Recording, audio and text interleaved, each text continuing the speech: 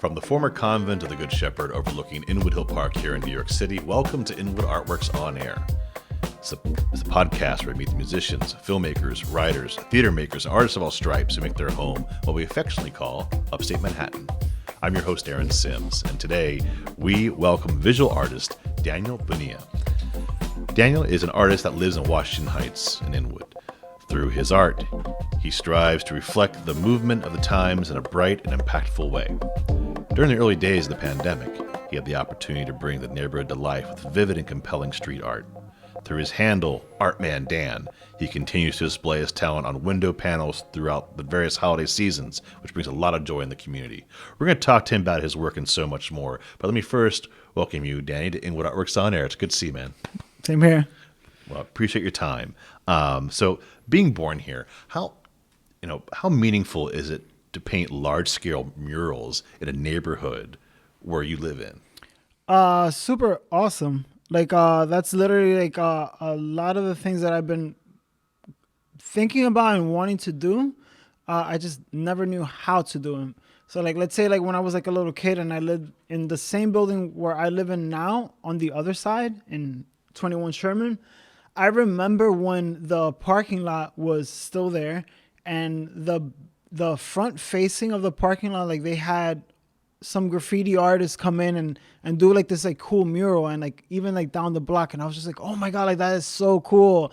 And I was just had that in my mind. And I knew art was the only thing that my mind was able to pay attention to, which is at a young age, you don't think about it, but it's just this is the only thing that's that works for, that's working for me, you know.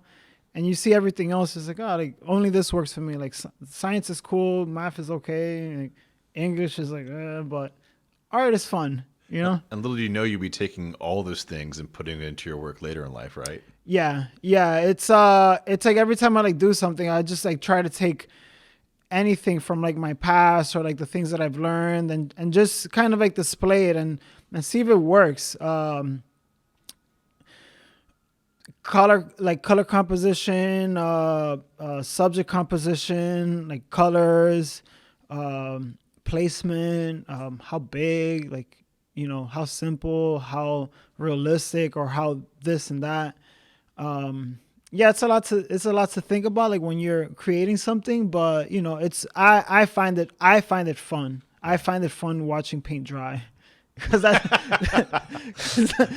what I am, I'm the guy that watches paint dry and everything, That's a quote. That's a great quote. My dad used to say that. Well, that's about as fun as watching paint dry. Well, actually, for Danny, it's very fun. Actually, yeah. Apparently, well, everyone hang with Danny and watch paint dry, and you learn something. Yeah, man. You do such wonderful work to uplift our community. I appreciate it. And it really is talk about the power of art. One way you did this was during the pandemic, as I mentioned, and particularly with the boarded up window storefront murals. When you paint at your core, is there a feeling you get when you feel like you arrive at the message you want to put out there? Because usually when you're done, it's just to you, right? And then you put it out there for everyone to see. So you've been obviously motivated a lot by George Floyd and what's happened in our community, the rezoning. There's been lots of political things turning into sharp art. So just wanted to see how that comes through you. When normally, let's say a lot of the times I don't want to say this, but it's the truth. I go in clueless on what to do. And it depends on what is it that I'm going to paint. There's been a lot of art that I just go in without not knowing what I'm going to produce. Thankfully, my mind is one of these minds that just that once it starts rolling, it's it doesn't stop, and I'll take in a little bit of everything to produce. So let's say all the Christmas stuff, it started with one window. I didn't know what I was gonna do there, and it was just let me try this, let me try that. All the stuff during the pandemic, that was an opportunity that was given to me by a friend of mine that asked me to come and paint these boards because there was other artists there. And it's funny because like that same week I went like to some of these businesses. I was like, hey, like, can I go and paint on your board, on your window, saying that you're open for business, so then people could know that you're open for business while they're walking here during the pandemic. And most of them said no. So I'm like, but it didn't hurt me. So I was like, okay, whatever. A friend of mine called me. It was like, hey, like they're painting boards. Like, you want to come out and paint boards with us? I'm okay, cool. I had no idea what I was going to paint. And then after that, I'm just like there talking with him, and just like, oh, like, a lot of what was happening was like stores were being looted. The whole George Floyd riots like were happening, and not riots, but protesting and uprising, I want to say. And I was just like, okay, like let me do just like a simple message, and it was just like stand united. And I put a bunch of like different hand colors, like like fists going up, and it was like so simple, but it then created like a impact, and it started like more people started coming in and doing art.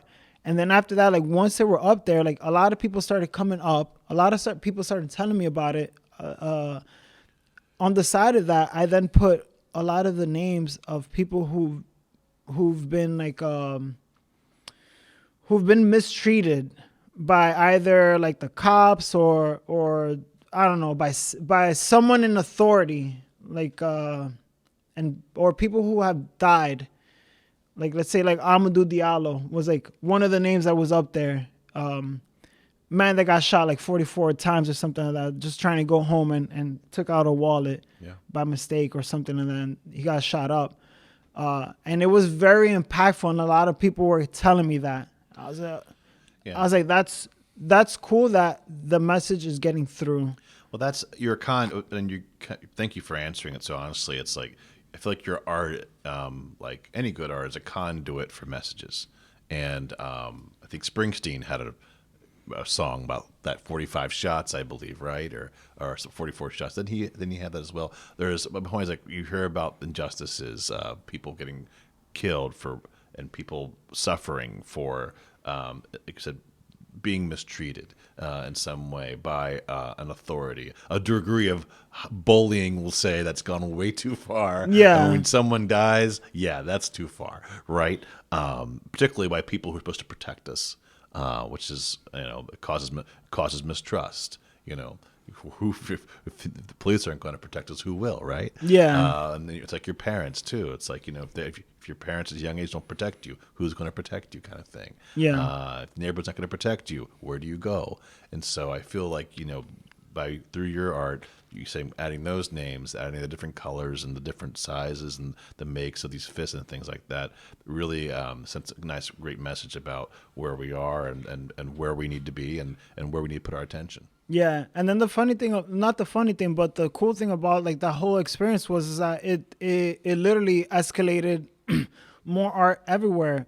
It escalated art like down by República, like we painted that whole corner. It escalated art at Cachapas y Más, like we painted that.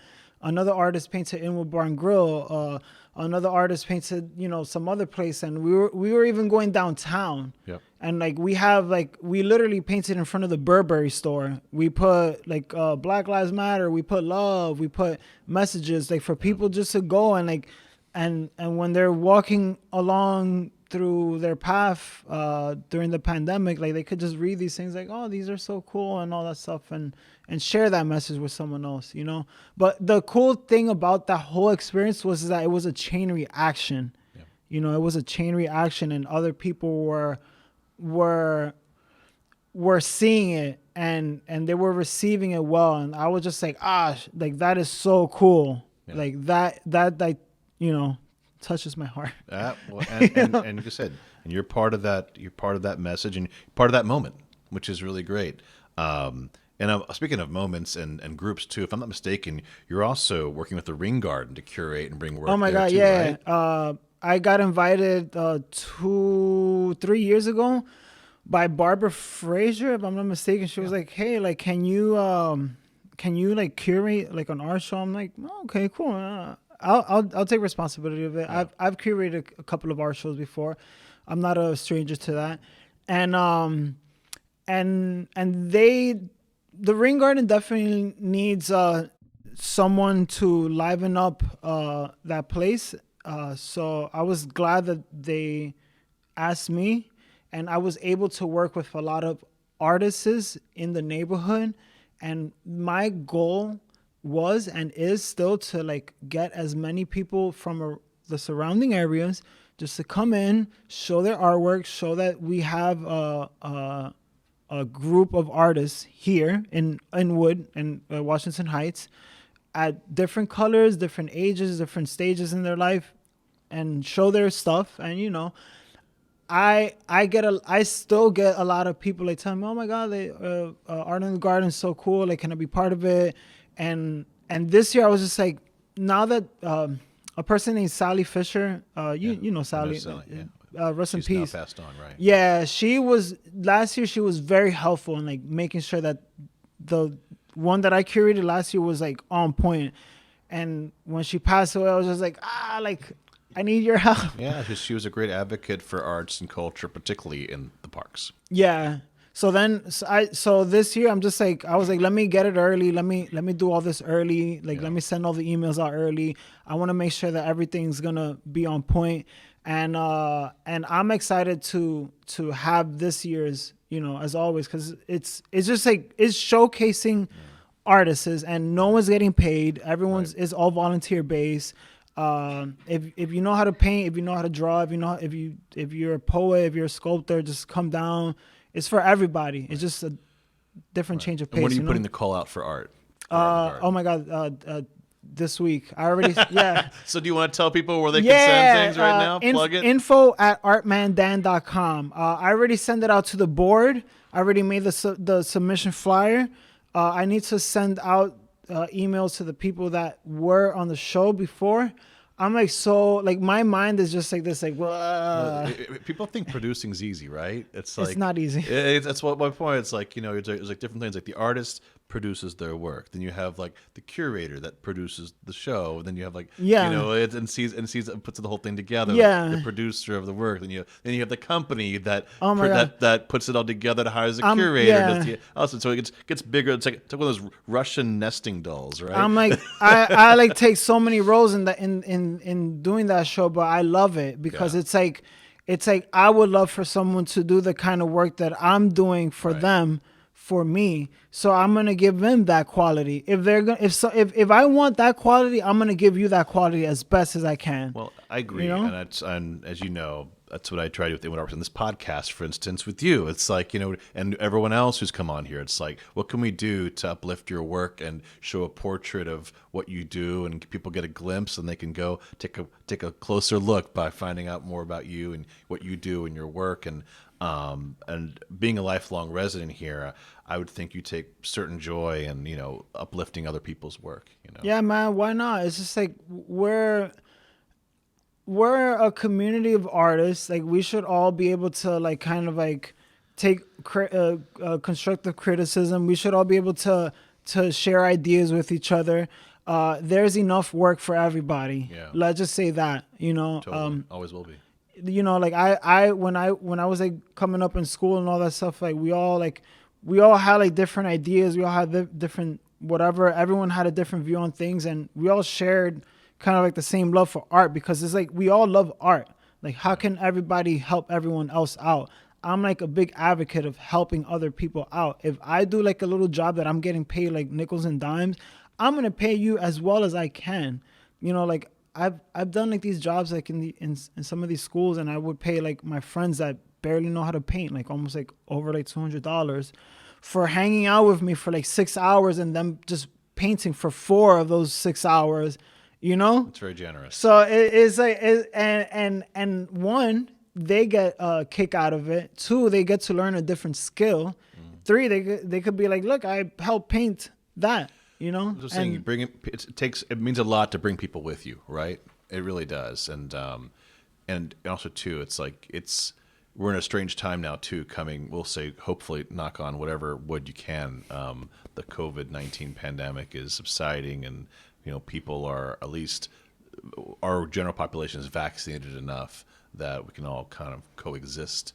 Unfortunately, people are still getting sick. and also probably still will. But society is moving forward slowly but surely, it seems. But I'm curious what your take is. Like, since you're such an uplifter for art in the community, like, what's your take right now of where we are now as a community of artists? Like, the resources we have, because we've never had like a proper gallery here. We've never had.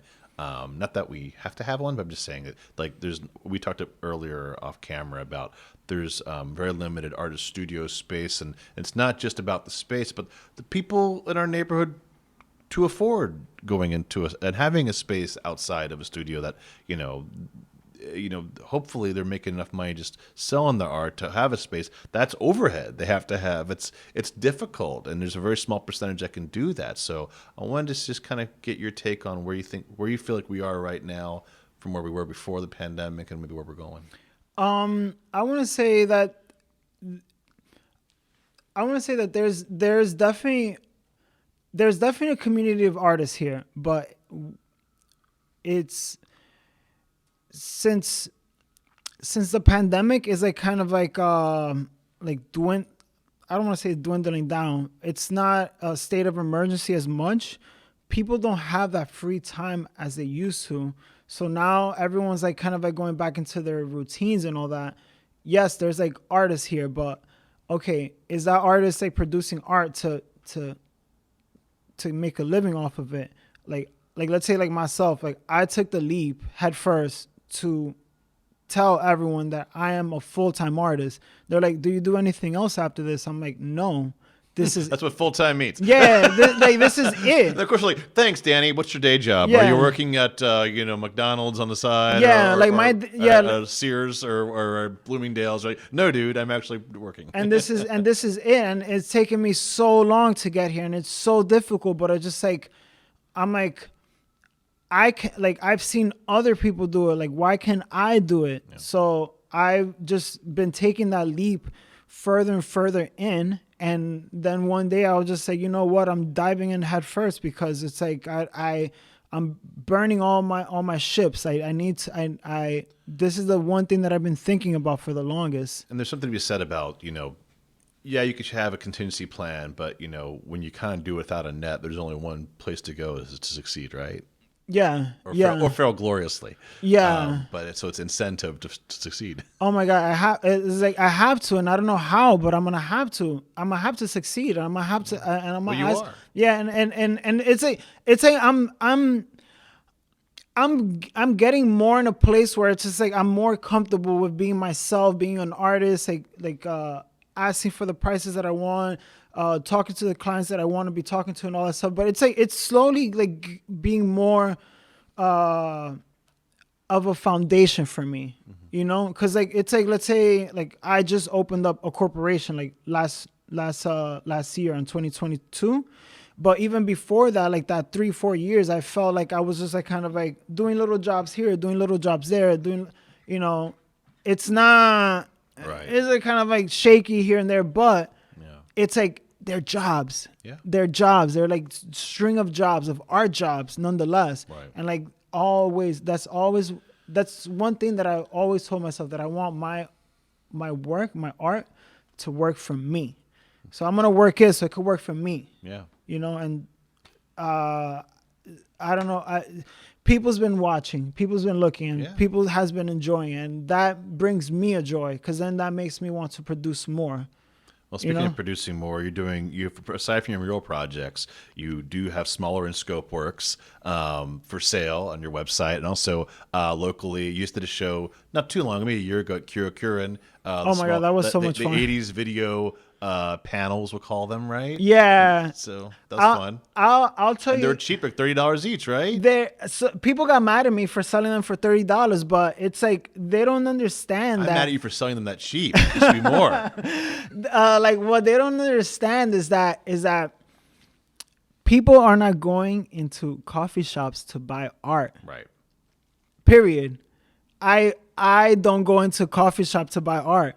I see my art in the thing. I'm like, if I see it like as an outsider, I'm just like, oh, like, this is cool. Like, I don't want to buy any of this, but this is cool. Right. So I told myself, I'm like, where can I meet people in the middle? So I was like, okay, cool. Like, I love the 80s. I love everything about the 80s. I love all the music of the 80s.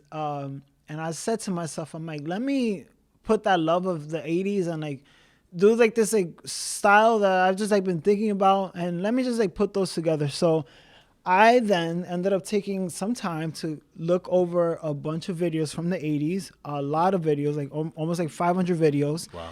And write down the ones that I know or that I like, and then have a list, and then take a frame of the videos that I scrub through the whole thing. Like, let's say like Hall & Oates 101, I like scrub through that whole video to find that portion of that video. Right. Like the Billie Jean one, that portion of that video that calls the video Billie out. Jean, you know what it is. You know? He's dancing with the tiles lighting up, right? And he goes and he does Yeah. that, and it's like literally I was waiting, and I'm like slowing it down, and I did this like over 72 times for like a lot of videos. Sure. And now I have like a list, and I have 30 something more paintings that I need to finish because the first 30, like I already sold those. I already gave those away to people. Yeah. And the thing is that I wanted everyone to have a piece of art. I wanted people to connect with that.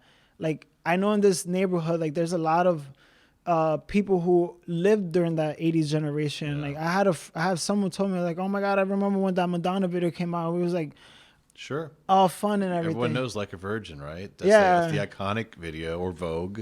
You know, I guess Vogue might be 90s, right? But, anyway, I think that one came probably, yeah. Like right on the edge. But like you have like Guns N' Roses, and you have, like I said, Hall & Oates and Blondie, and you know, so many great things. But anyway, point is, like, you know, bringing art to the community on a small scope, affordable scope that brings you joy. And like you're kind of going back earlier, what you said too is like, you know, you're bringing people with you. It's like you're okay. Yeah, we don't have any galleries, but you can find him in a coffee shop and see his work, and you could see his murals on, you know, at Bocatitos, right? Yeah. And or wherever else. And so. So he's around, gang, and you could find him. And like, you find ways to engage with the community, which I really like about your work. I want other people like to kind of like do almost like more or less like the same stuff that I'm doing, because like it's like like walking up here, I just saw that someone painted the window in the Benzino fish market, that new fish market that's right there. Yeah. I was just like, oh, cool, like that is so cool. Like, I think I know the lady that works that does it, and I'm like looking, I'm like, great, someone else is doing this. This is awesome. Like, someone's going to paint someone's window. That's another artist getting work right there. I hope I get to see that person painting it, so I could just like, you know, like just talk with her or talk with him, whoever is doing that. And that's the cultivation of the artistic community that I was kind of getting at earlier, is that, you know, to me, high tide raises all boats. Do you know what I mean? It's like Inwood Art Works is not the only arts organization in Northern Manhattan. Yeah. And I hope there'll be many, many more that do things that we do, and do things better, and do things we don't do, and find their niche, and the artists that find their niche, like what you're doing. Like, how there's you know, on one hand, I can say the visual artists, you know, who are doing murals right now in this community, you know, and we've had a few on the show even here, and you know, but it's not just about doing murals; it's about connecting and finding that, and you said taking that to the community, and I think. And it's a super healthy attitude and approach. So I want to ask you, so what's next for you then? What's your next gigs? What are you working on now? Man, next things that I know for sure is St. Patty's Day windows are coming up. Okay. So you'll see that in Tubby Hook, Triumph Public House in Fort Washington. Shout out to Niall. Yeah. And right now I'm working on digitizing all the files that I have in Cure, so people could buy printed posters of my artwork. And I'm just like trying to find other. I did an application for like the request for qualification for the asphalt art for the DOT. I don't work for the DOT, but you know. If it helps his grant application, you know, why not? Yeah, what's goody, Donnie's? Let's go. I saw him yesterday. I could have put a word in for you. I see him. Yeah, I see him all the time. Shout out to the Washington Chamber, Inwood Chamber of Commerce. I like see him, and I want to like kind of like bug him about it, but I'm just like, you know what? I'm gonna keep my mouth shut, and if my art is like is seen as something good. Well, he lives over on Arden Street, so you show up at his house when he leaves in the morning and just say, yeah. You know, but like that's the thing. Like I want it to be where my art is like it's not me asking for the handout. It's like I did my work like everyone else, Yeah. and I hope you like it, and I hope people like is it's like, oh like that's that guy, like we want him. Right. That's what I would like. I would like to people to seek the stuff that I do. So the question is now, where can we send them to see your stuff? You can go to I need to update my website, but it's artmandan.com, artmandan.com. And then my Instagram, which I have a lot of, I have more of my recent work on at artmandan.com. So those are right now the only two places. Like, I think I have a Twitter, but I don't use Twitter like that. Well, you would know. I We need yeah. wouldn't know. I need to update my social media because I You'd have be too busy working. I have, oh my God, I have a year's worth of like work that I've not put up. You need an assistant. My cat is not working out. He's not doing such a good job, All right. Well, we'll have to get him to work. But thank you, Danny, for being here. Yeah. And I appreciate this, man. Like, this is so cool. I love the work that you're doing. I'm not like big on like seeing like I like seeing what other people are doing in like chips, because I'm not like one of those people that like sit down and like see like, because then I'll get into a rabbit hole and like see everyone's like catalog of work. But I see the work that you're doing. I see that you're like always you're showcasing a lot of different artists, not just visual artists, but like poets and like singers and musicians. And I see all the emails. I was like, oh shit, like Aaron's like doing a good job, And he's keeping the ball rolling. And aside from like these podcasts, like, I know you're also doing other work, and which is awesome. And I hope you keep it up, because it's like this is like what we're doing is like the love of the art, and it's just it breaks the day for other people. Like if I'm like feeling like kind of like down or whatever, like, oh, this is art out over here. Or it's like, maybe someone saw a movie that you showcase and have them thinking about something, it's like a spark, like you're a spark, which Thanks, is great. Man. Yeah, man. Appreciate that. If I can provide a little inspiration here and there, lift somebody's day, that's what I'm trying to do. And, yeah, man. And just like you're doing today for someone else, I'm sure, listening to your podcast right now, right? Yeah. Well, again, thank you, one and all, Danny Bonilla. Thank you, Danny, for joining me on this Artist Spotlight episode of Inwood Art Works On Air. It's where I meet the musicians, filmmakers, writers, theater makers, and artists of all stripes that make their home here in Northern Manhattan. If you have a moment right now, please show us some love by rating and reviewing this podcast on Apple Podcasts. That really does help. Many thanks to Church of the Good Shepherd here, and also to Heightsites.com for Uptown promotional support. You can support On Air and all of our programming by making a tax-free donation to Inwood Art Works NYC/donate or via Venmo. Be sure to follow us on social media at Inwood Art Works to keep up all that we do, including the Inwood Film Festival, Filmworks Al Fresco, pop-up galleries, live performances, and so much more. Inwood Art Works On Air is proud to be supported in part by public funds from the New York City Department of Cultural Affairs in partnership with the City Council. And Inwood Art Works programming is made possible by the New York State Council on the Arts, with the support of the Governor and the New York State Legislature. From the top of Manhattan and the bottom of our hearts, thank you so much for tuning in. This is Aaron Sims from Inwood Art Works On Air.